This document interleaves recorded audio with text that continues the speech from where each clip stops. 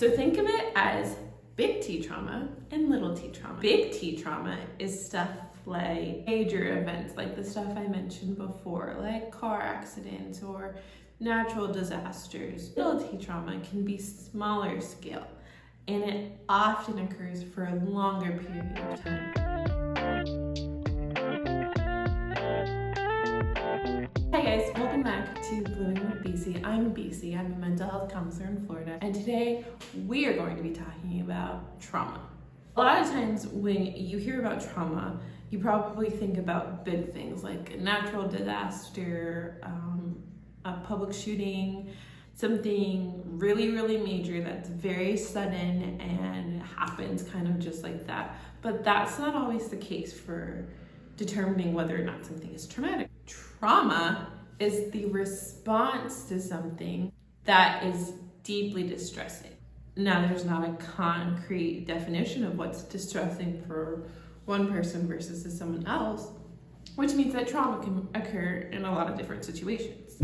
So think of it as big T trauma and little t trauma. Big T trauma is stuff like major events, like the stuff I mentioned before, like car accidents or natural disasters. Little T trauma can be smaller scale, and it often occurs for a longer period of time.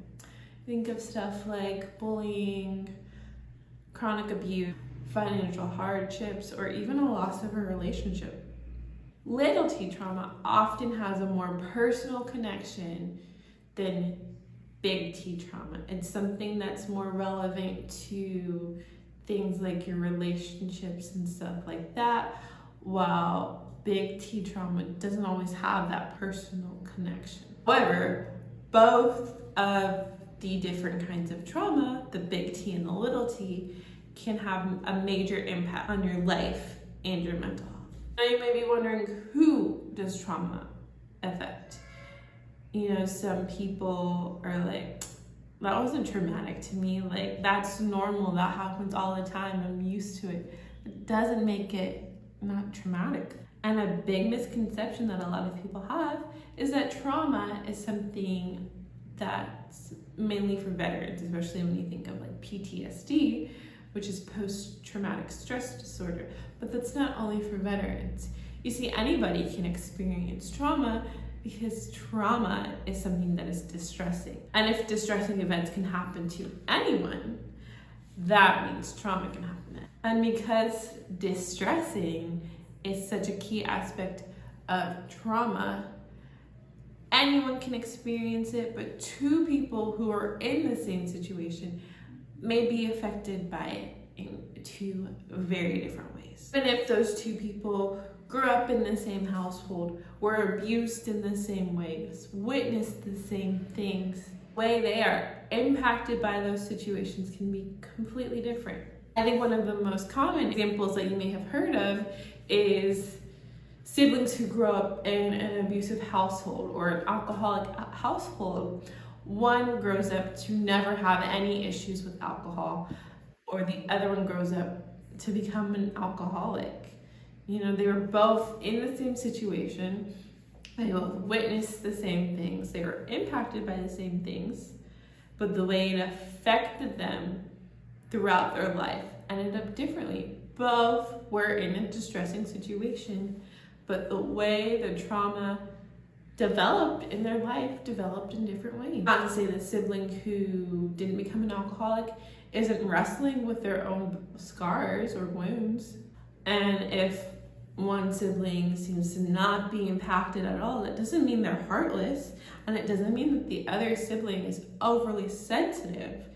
It just means that they were impacted differently and the trauma is showing up in different ways. It just means they are different people who process things in different ways. Now you may be thinking, okay, they're traumatized. Yeah, that sucks, but what does it actually mean for them?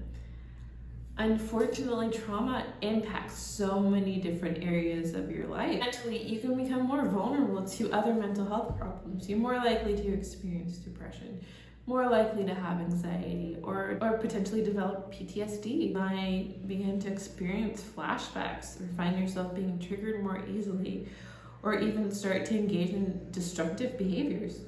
Emotionally, you're more likely to see changes too. You might find it harder to regulate your emotions. They may feel all over the place. You may feel like you don't really have a handle on what you're feeling. Confidence can get lower. You might have outbursts all the time that aren't usual for the way you acted before you experienced the trauma. Also important to remember the physical aspects of trauma, because trauma releases a stress hormone called cortisol. This can have a domino effect in your body. So say maybe it's harder for you to get enough sleep, you're tired all the time, your appetite changes, more aches and pains in your body, and your immune system can be lowered. And in severe cases, you may develop things like stomach ulcers. Trauma can also impact your relationships, so there's those social aspects to it. You may find it hard to go to certain places, be around certain people, hear certain sounds, smell certain things, and that can have an impact to what you used to enjoy socially. The places you used to love may no longer feel safe because you aren't sure what could happen, or your body may tense up, or you may feel constantly on edge in some of those places. And you may get to a point where you just start to isolate yourself. You start to avoid conversation with your friends. When they reach out, you may not answer, or you may purposefully take a long time to answer so that you maybe don't have to tell them what you're wrestling with. It's important to keep in mind that trauma is not one size fits all. So just because you don't hit every single thing I mentioned doesn't mean you don't have trauma. It will look different for everyone.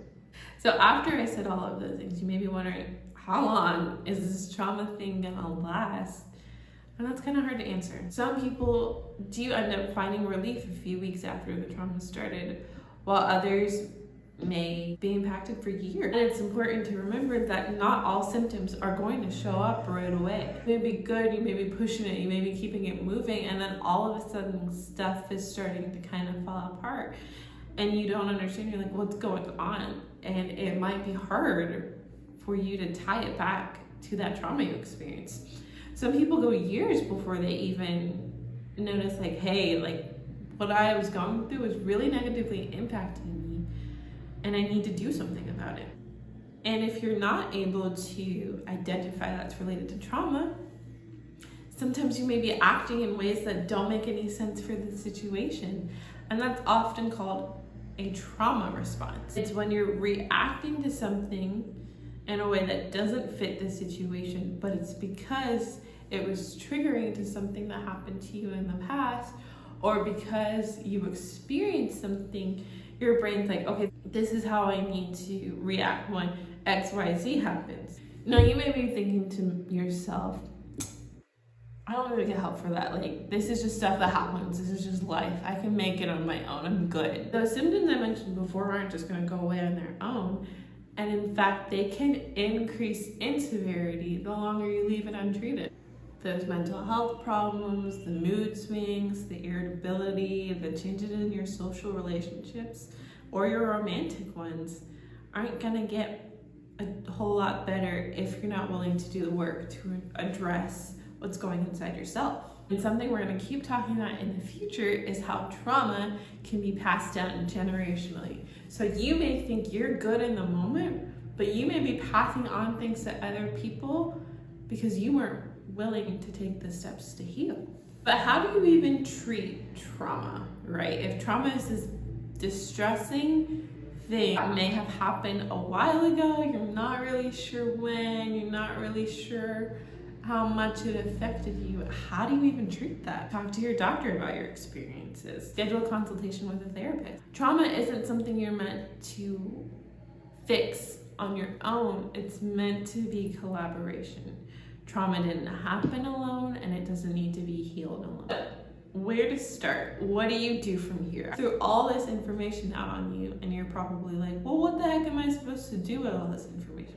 So here are 3 ways that you can really get started navigating and processing your trauma. 1, develop a sense of safety. This can be safe areas in your house, music or books that bring comfort. So not just physical safety, but an emotional safety where you can relax, you can slow down, you can breathe, and you can be vulnerable. 2, time to process. Schedule the appointment with a therapist. Give yourself space. Identify your trauma and start to heal from 3.